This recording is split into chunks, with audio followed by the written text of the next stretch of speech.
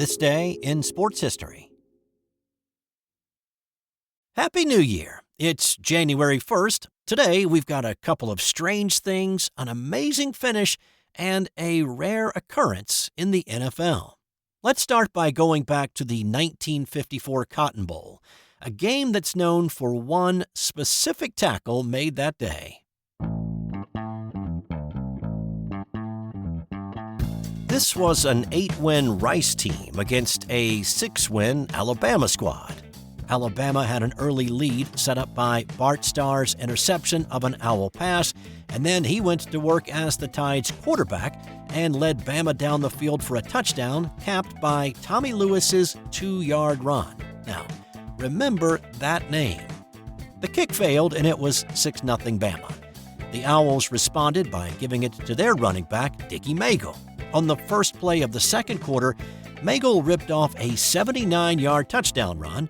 The PAT was good, and it was 7-6 Owls. Later in the second quarter, the Owls got the ball back on their own 5-yard line. Once again, Maegle took the handoff, found room around the right end, and he was streaking down the sideline for the end zone. Well, after he passed midfield, Tommy Lewis, the guy who'd scored Bama's touchdown, jumped off the bench, helmetless, raced onto the field, and he chopped Maegle down at the knees. He then hopped back up and he ran back to the bench, sat down, and then tried to hide. But there was no hiding what he'd done. The referees conferred for several minutes before awarding Maegle a 95-yard touchdown. Maegle scored another touchdown later in the game, and he totaled 265 yards rushing on 11 carries. That is still a single-game Rice record for rushing yards. Now, Lewis felt remorseful almost immediately after the rogue tackle, saying, "I didn't realize I'd done it when I returned to the bench. It seemed like a dream. I kept telling myself I didn't do it, but I knew I had."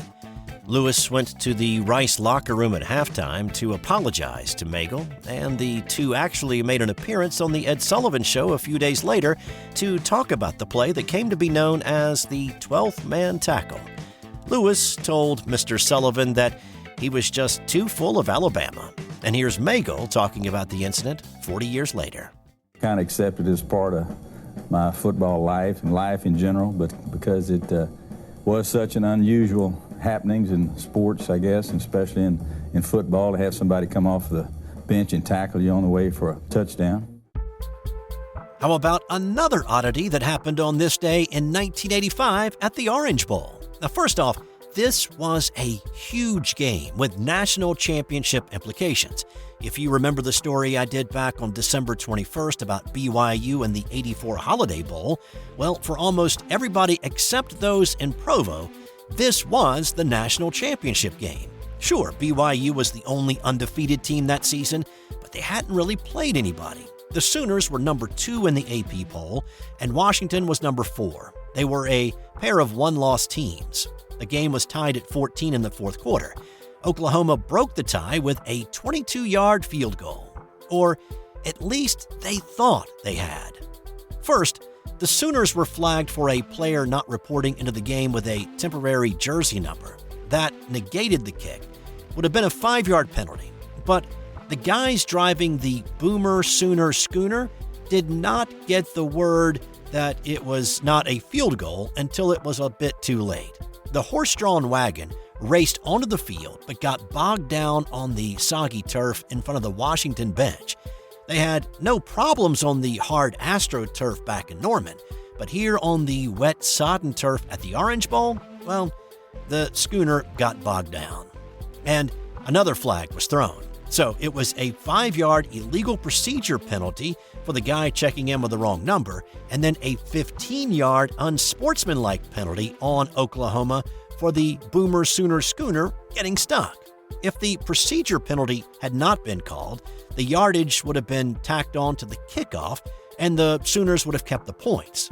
Instead, it was now a retry, but from 42 yards, not 22. That's when this happened. So now Lasher has to unload from 42. Next time we hear that gun go off, we better check those horses. Blocked by Washington. Oh, no. Now, it's hard to say if that was the deciding factor or a turning point, but anytime something like that costs you points, it tends to drive a head coach crazy. Lasher kicked a field goal later in the fourth to finally give the Sooners a 3-point lead, but the Huskies scored 2 touchdowns to win the Orange Bowl 28-17. And as we mentioned on the 21st, there was the belief that if Oklahoma had won this game, that pollsters would have voted them the national champ. Many Pac-10 folks thought Washington should have been vaulted from 4th to 1st, but instead, they wound up 2nd. Okay, Sooner fans, this is not gonna get any better for you as we move ahead to 2007 and the Fiesta Bowl and one of the all-time great finishes to a college football game. This is undefeated and 9th-ranked Boise State against number 7 Oklahoma. Boise led by as much as 18 in this one. However, with 1 minute 30 seconds to play, the Broncos were clinging to an 8-point lead with Oklahoma knocking on the door. Here's Tom Brenneman with the call that night for Fox. To the end zone, tipped, caught by Cheney. Wow. Touchdown, Oklahoma. Oklahoma went for 2 and got it, and the game was tied at 28. Next Broncos possession, a little miscommunication between quarterback and receiver turned this game on its head. Clock is running. They've set the ball, and Zabransky a dangerous throw, and it's intercepted into the end zone. Marcus Walker. Unbelievable. A Sooner pick six, and the PAT gave Oklahoma the 7-point lead with just 1:02 left. The Broncos moved the ball down the field, but with 7 seconds to go in this game, they were facing a 4th and 18. They didn't just need a first down, they needed a touchdown. For the Broncos. Zabransky's legs might be critical here to save time on throwing the ball. Down the middle, James, the lateral! To the corner of the end zone! Can you believe that? The PAT tied it up at 35, and this game headed to overtime. The Sooners got the ball first, and Adrian Peterson scored on the first play. Oklahoma was back up 7. On their overtime possession, the Broncos faced another 4th down, this one a bit shorter at 4th and 2. And again, they were needing a touchdown. So they went Wildcat. They do this a lot. Peretta to take the snap. He's going to throw it to the end zone. Touchdown!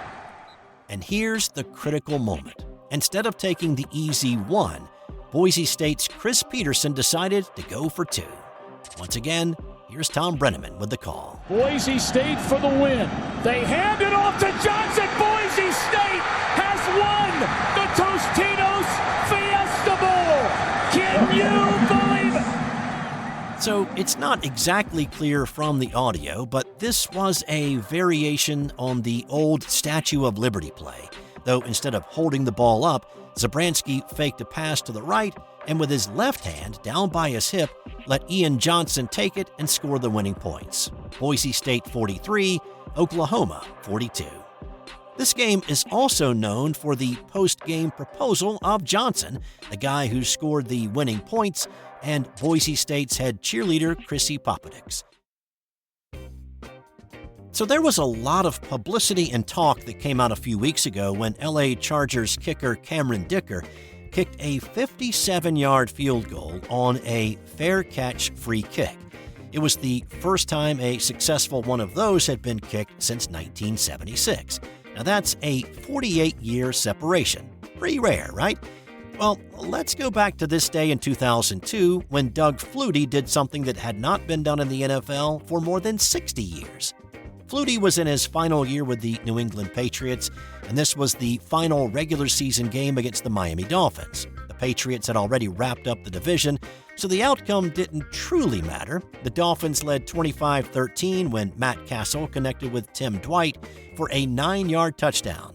Well, instead of sending Adam Vinatieri out for the regular PAT, Bill Belichick sent Flutie out. Now, initially, it looked like the Pats might be going for 2 with Flutie in at quarterback. Instead, this happened.